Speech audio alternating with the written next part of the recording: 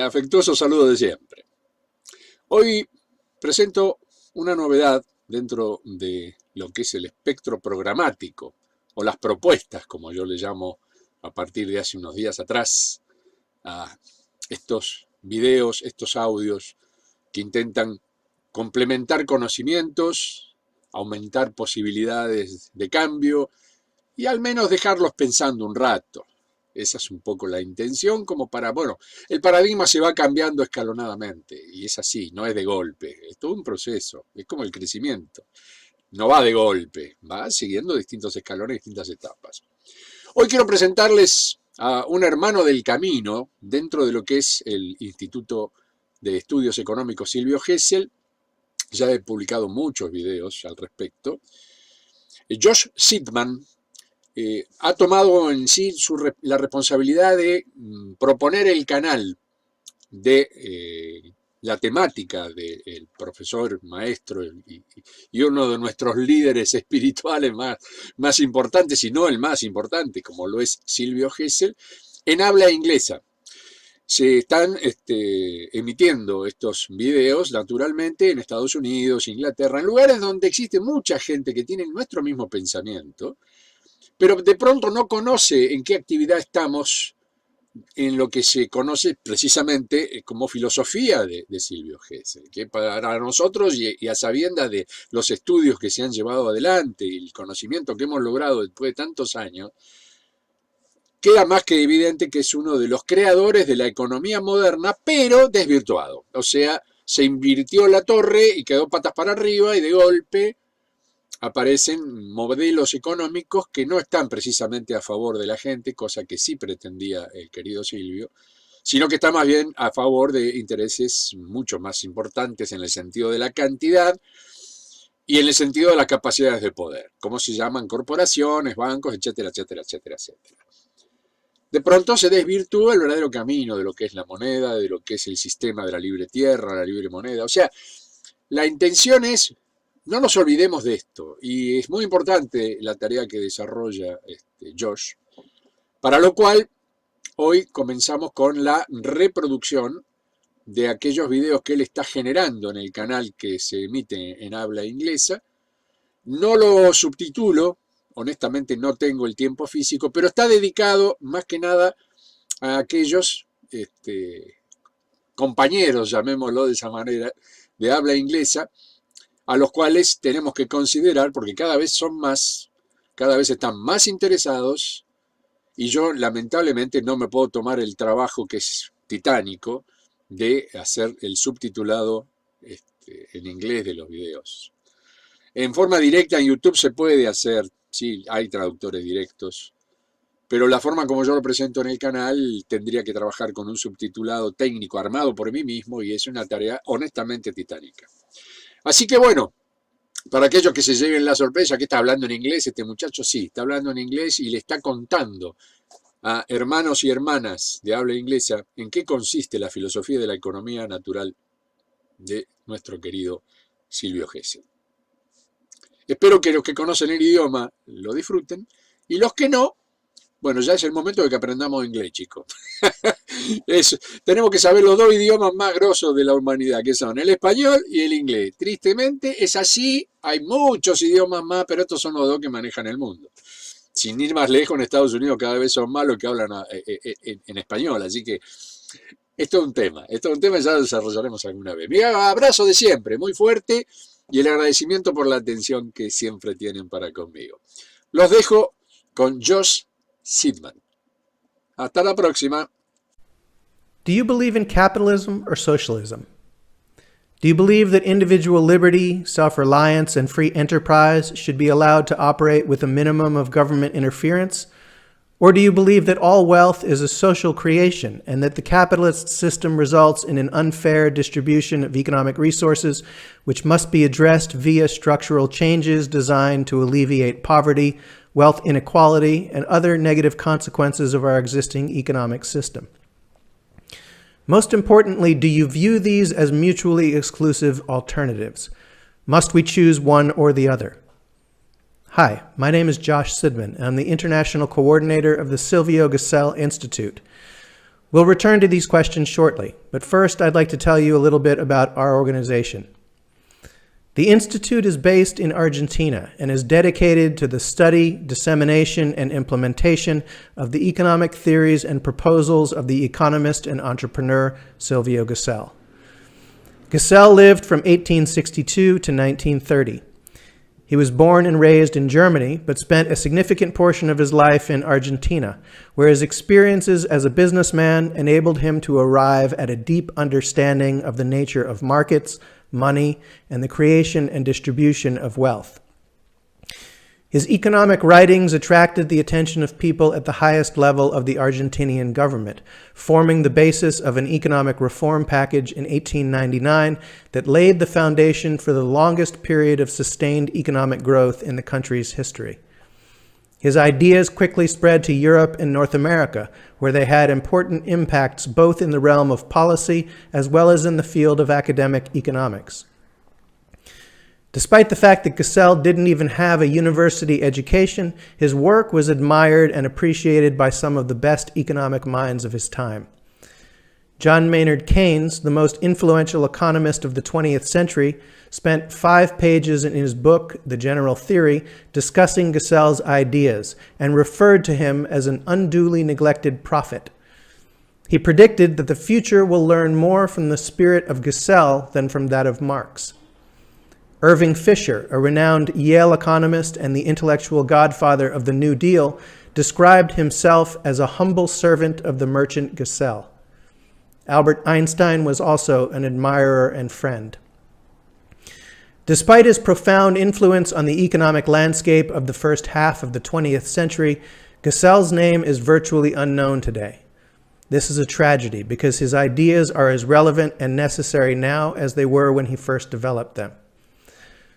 So what does a forgotten economist from 100 years ago have to offer today's world? To answer that question, let's consider the current state of the global economy, as well as the range of economic policy solutions which are offered in response to the daunting challenges we face. There's a growing consensus these days that our existing economic theories and institutions are not working. There's a range of opinions about why this is and what needs to be done, but few would argue that we're on a healthy, sustainable course. Despite the fact that we're producing wealth on a historically unprecedented scale, most of that wealth does not reach the broader population. A small group of global elites enjoy an ever larger share of the economic pie, while the vast majority of people struggle to maintain any semblance of a reasonable standard of living, and large segments of the world's population live in abject poverty. The global economy lurches from one crisis to the next, each one larger and more damaging than the last. And even those who sit atop the socioeconomic pyramid have a growing sense that the status quo is unstable and unsustainable. Rising levels of debt threaten the economic futures of individuals, businesses, and entire countries. Ever-increasing wealth inequality is eroding any sense of social cohesion that holds societies together all around the world. And our extractive economic practices are destroying our planet. When it comes to the search for solutions, most economic debate today takes place along the capitalism versus socialism spectrum. On one end are those who believe in the free market system. They argue for less government involvement in the economy and consider those who get left behind by the tide of economic development to be an unfortunate but inevitable cost of progress. And on the other side are those who believe that the capitalist system is broken and evil and needs to be torn down and replaced with some form of centralized control. But neither of these groups has a track record of delivering broad-based prosperity and stability. The free market system has proven itself capable of generating enormous wealth, but that wealth only flows to those at the top, leaving the vast majority of people struggling and insecure. Furthermore, all capitalist economies throughout history have been plagued by recurring crises and instability. Whereas those countries which have attempted to replace the capitalist system with various forms of socialism or communism have invariably seen standards of living stagnate or collapse. It's hard for anyone to look at the current range of economic policy alternatives and feel optimistic about the future. And this is why the world urgently needs to rediscover Silvio Gesell. Gesell provides a fundamentally different way of looking at our economic problems and offers a different set of solutions for putting us on a path toward broad-based prosperity and sustainable economic development. While Gesell is neither a capitalist nor a socialist, he draws on the best elements of both traditions in order to arrive at an understanding of our economic problems that is both straightforward and revolutionary. And he offers a concrete set of solutions designed to harness the economic dynamism of the free market system, while at the same time addressing the fundamental concerns which cause socialist movements to spring up all around the world in opposition to capitalism. To briefly sum up Gesell's analysis, in common with the capitalists, he believes that the pursuit of individual self-interest within a system of free markets is the best way of providing for society's material needs. He values freedom and believes that everyone is better off when individuals are allowed to chart their own course and develop their own potential in whatever way they see fit. He recognizes and values the enormous benefits that the free market system has bestowed upon humanity and is opposed to any efforts on the part of governments to abridge individual liberties. However, he parts ways with traditional capitalism in terms of how he analyzes the creation and distribution of wealth. He argues that there are two fundamental flaws in our current implementation of the free market system, which prevent it from delivering on its promise of broad-based prosperity, namely our form of money and our system of land ownership. The unifying thread between these two seemingly unrelated factors is that both give rise to what Gesell refers to as unearned income. In other words, our existing form of money and our system of land ownership cause wealth to flow into the pockets of people who have not contributed to the creation of that wealth.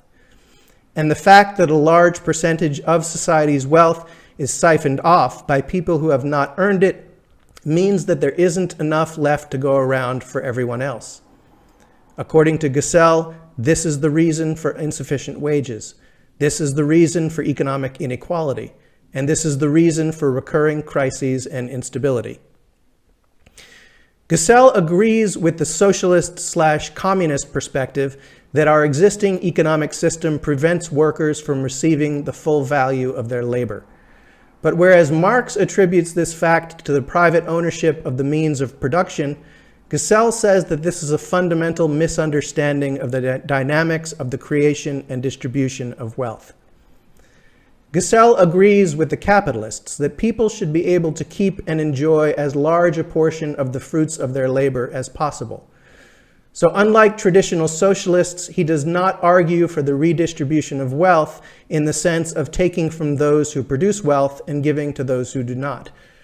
Rather, he says that our current version of the free market system does not actually result in those who produce wealth being allowed to enjoy it. Our existing systems of money and land ownership essentially function as forms of wealth redistribution in favor of the idle rich and at the expense of those who actually create wealth. This is exactly the opposite of what is supposed to happen in a true free market system. So in a sense, Gesell is actually more of a true capitalist than traditional capitalists, while at the same time being more of a true socialist than traditional socialists. And most importantly, he reveals that these two philosophies, which have thus far been viewed as antithetical and hostile to each other, are actually not mutually exclusive. Gesell shows us that we don't need to choose capitalism or socialism. Both systems of thought contain important and valid insights, and it's not necessary to view the choice as an either-or proposition. Deciding that we want to foster and encourage economic liberty, self-reliance, and individual initiative does not mean that we have to accept poverty and massive wealth inequality. And wanting to prioritize economic justice does not mean that we have to give up the benefits of the free market system. As in so many areas of life these days, we are told that two principles stand in opposition to each other, and that we must choose one side or the other. But in reality, there's no need to choose. Wouldn't it be better to draw on the wisdom of both models in order to build a system that maximizes the production of wealth and also ensures a fair and rational distribution of that wealth? Well, that's exactly what Silvio Gesell offers. Unfortunately, at this point, there are very few people advocating for his ideas either in the field of academic economics or in the realm of economic policy. And this is why the Silvio Gesell Institute was formed.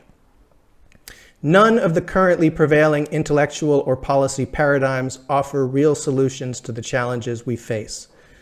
The bankruptcy of the existing models of economic thought are apparent, and a new set of solutions is desperately needed.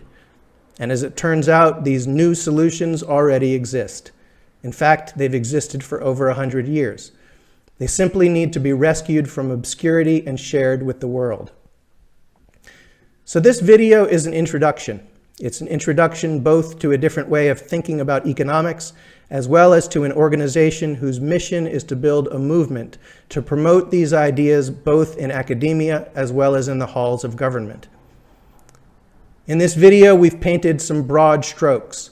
Much remains to be done in order to connect the dots and flesh out the argument. In future videos, we'll examine Gesell's economic analysis in a step-by-step manner.